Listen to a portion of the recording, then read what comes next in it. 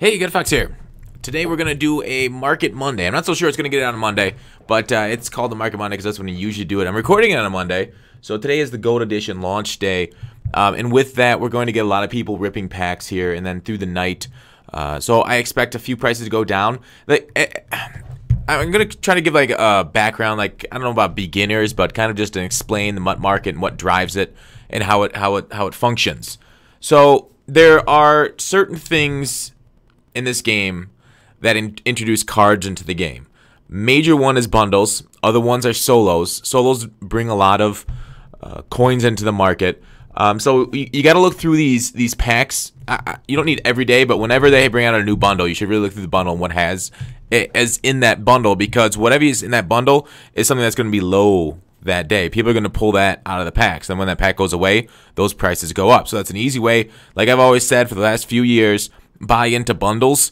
So not necessarily the real money, but buy the contents of those bundles. So right now we just have some very standard gold player bundles, gold premium mega bundles.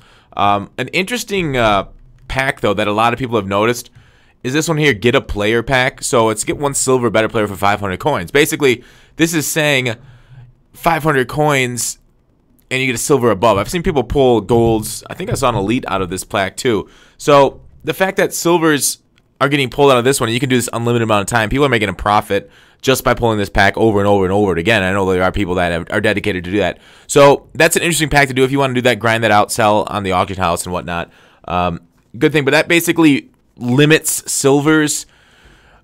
And what's going to happen with the silvers and what also drives value in this game are sets. So not just these packs, but I'm selling some cards here. Not just these packs, but solos and sets. Sets drive a huge portion of value for those lower cards, those silvers. So while Madden's giving us 500 coins for a free silver, we don't know what silver team that's going to be on. And because there's going to be Team Hero sets come out, they're not out yet. We don't know when they're going to release them.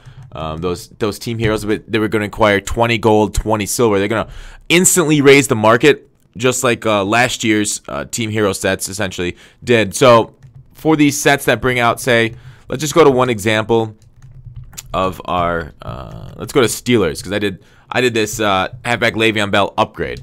So what you do is you get these tier 3 upgrades. So these things bring lower value, cards lower value to lower end cards. I can't speak today. You put in these silver tokens, you put in these gold tokens, and you get the gold tokens for upgrading these players in this, this set way over here, team tokens. So and you get these elite silver tokens by putting silver and gold players. So it's a very similar, we'll be having a very similar set for Team Heroes, but instead of 10, it'll be 20. So it'll take even more, and then you'll be able to build them for that. So another thing to look for like beginner, not just what Team Hero. Maybe we should finish off with the Team Hero stuff first. You might want to stay away from them right away at the start, because once those Team Hero sets get into the game, the golds and silvers will be at a high price right away when they drop. Like people, these gold and silver prices are going to go up tremendously, and then people will pull packs as the month goes along or as the weeks go along and lower the prices. So don't jump on the Team Hero sets right away unless you need the newest card. And that's a general tip. Don't jump on the newest cards right away unless you can somehow make a profit by like selling into the new card hype. If you pull a pack and sell right away, that's like the Team of the Week packs right away, selling right when they go live is generally the best time to sell Team of the Week packs. Or if you hold till later weeks, after the Team Weeks, like I just said, after those packs go out of the market, then the prices tend to go up a little bit. Another thing to look for is weekends. The prices tend to be cheapest Saturday mornings, a couple hours after the server changes over at 10:30 Eastern. So that will definitely drive prices of a lot of these cards being lowest then, and then midweek generally being higher price. So don't buy during midweek, buy during the weekends. Now, any cards that are awarded by solos. So if we go to sets again, and maybe we could see Gauntlet Champions here. So any of these cards that are awarded by solos, like Ertz, Gilmore, Rivers, Peterson, Suggs, I don't recommend investing long-term in positions that are lower overall than these cards, unless it's a wide receiver or CB, because more than one of those have to be on the field at once. So with a 85 cornerback, you'd think, oh, maybe the 84 corners won't be very highly priced because of this card. But no, you got to start 3 corners normally, or they see a majority of the field. So I wouldn't invest in 84 and under tight ends because you can just get Ertz. Same with Rivers. Quarterback's never a great position to invest in. Peterson. Suggs isn't bad, but I hate outside linebackers just in general. My quarterbacks seem high priced early in the game, but we'll be seeing a lot of quarterbacks drop through the next few weeks because those quarterbacks are the stars of the NFL. So EA likes to put out a new quarterback every week for cards. You can also make coins through sniping. So look for a good pricing structure. I suggest like 5 to 15K as your sweet spot because not only is there a lot of items that move quickly, so there's high liquidity, but there's also decent profit margins of like 2K per flip. People will price them underneath, so we can go to make sure and always filter down, but we'll just leave it like this. We won't filter anymore, just to show you a good price level. So these 82 to 83s that are going in this range, you can find some snipes. I generally recommend, and there are better snipers than me out there, I generally recommend sorting by new. So someone just got a Snead for 9,000. There's another one for 9,500. But generally sorting by new, but like go by position. You can go. You want to filter it. So you see on the right-hand side, the bar is a very small bar. That means there's over 100 items on the market. And you could tell if you've been at it long enough how big that bar needs to be so that because the market only shows 100 at a time, if there's more than that, you're not going to see the newest things posted at the time. So you're going to see these 56 minutes instead of the ones right posted at 59 minutes, 59 seconds, or even 8 or 7 hours, 59 minutes, 59 seconds, or 23 hours. Because there's only those 3 locations. You can only post your card at 1 hour, 8 hour, 12 hours, so 4 and 24 hours. So, anyways, that's one thing for sniping. What you could also, with this sniping method, there's a method called overpricing your cards, where you buy, like, say one of these cards here at this market value. You buy an 82 or 83 overall, and then list it for 1 hour for more than it's worth. So people in this game, when they get it, they sort by time remaining. So they see all these cards, they go, oh, let's go to defense 82 to 83, and we'll sort by time remaining, try to get some snipes here at the end. They'll see, oh, there's 3 minutes left. I'll just go ahead and buy Orlando Scandrick here because he's expiring and he's right because it default sorts by time remaining. So they see this Orlando Scandrick with 2 minutes, or this Flowers with 16 seconds. Let's go to Scandrick here. And people will buy overpriced cards.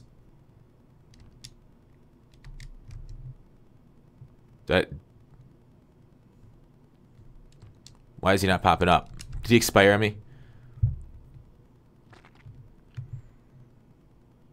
Why is Orlando Scandrick not coming up in my filters? Is it a bug? S's aren't coming up either. Huh. Weird. So my auction house just must be a little bugged right now.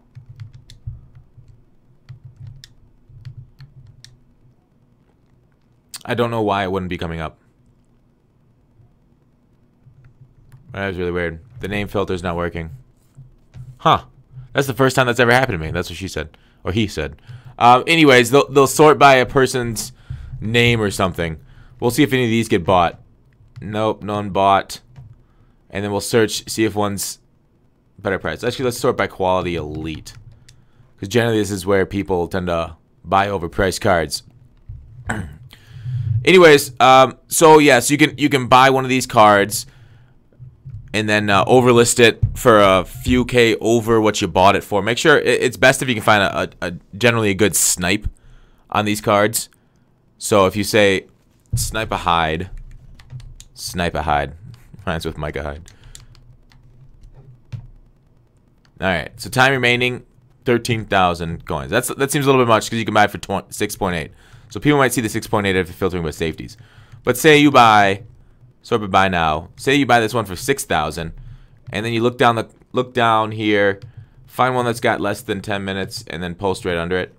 So this one's got a bid on for 10,000 coins. So somebody bid 10,000 coins on this Hyde when they could have bought it outright for 6,000 coins.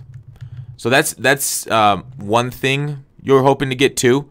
So that's a good way of making coins on that. That's just one example. And I talked about the auction house filters.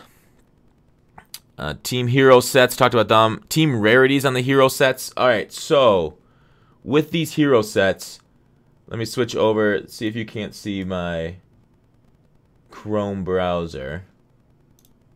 There you go.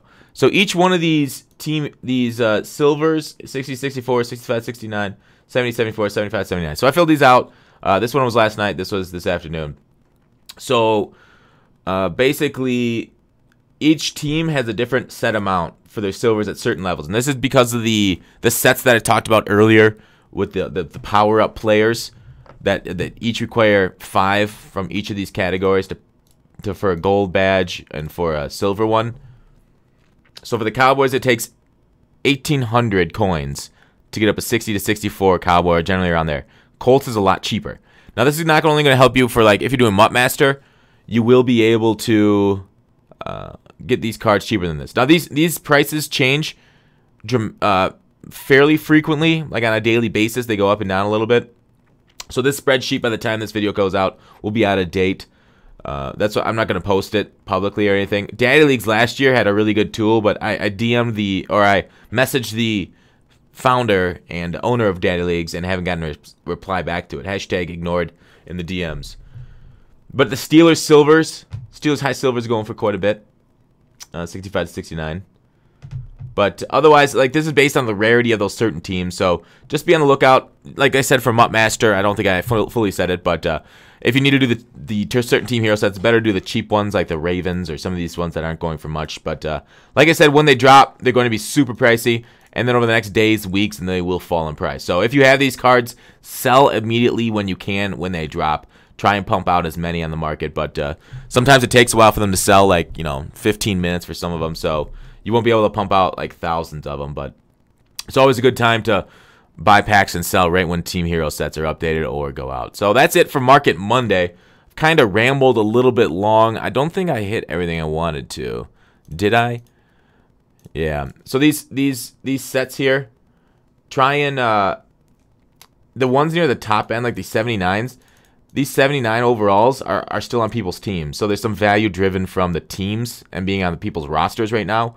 So the 75, 76s, and sometimes 77s are the best ones to put onto these prices. But like the 78, 79s might be going for more. Or guys like John Ross in the 70, 74, like the ones with speed, that Bengal, he's going for like 13,000 coins just because he's a very good player for the roster. So there's a few ways of driving value off of that, both the sets and the roster.